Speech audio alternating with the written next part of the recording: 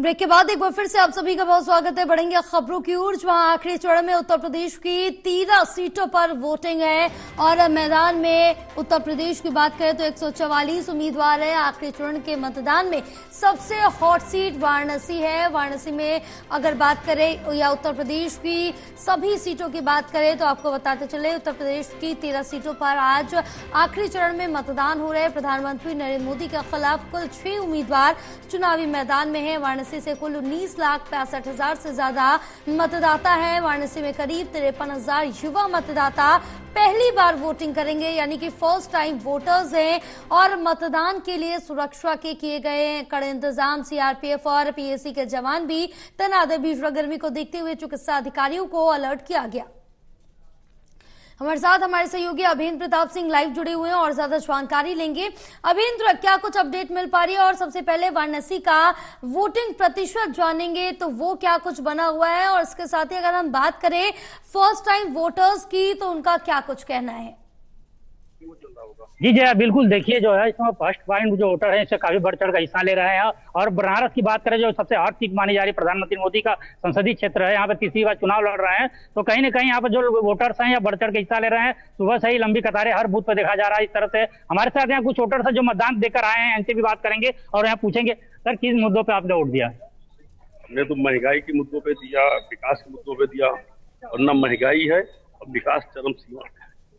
जो लोग महंगाई करते हैं ना कि बहुत महंगाई है, बेरोजगारी है, अरे उस लायक बनो तो तुम कि रोजगार मिले। हमारा बेटा ये 2 साल पहले सीए बना है, अच्छा खासा जॉब कर रहा है।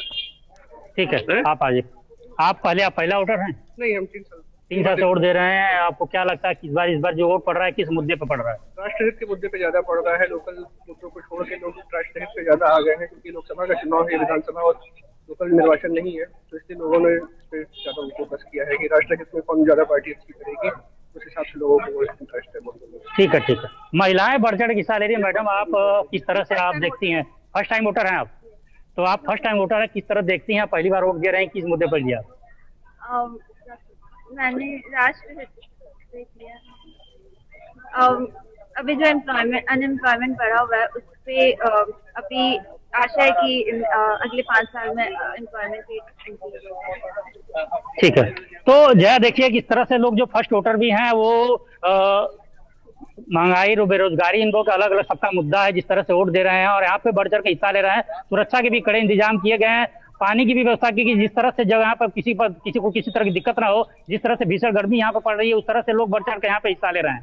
जी जी बिल्कुल, क्योंकि जिस तरह से देखें यहाँ पर अभिनेन्द्र, वाराणसी में साइलेंट वोटर्स की संख्या ज्यादा है। वाराणसी का जो वोटर्स है वो साइलेंट है।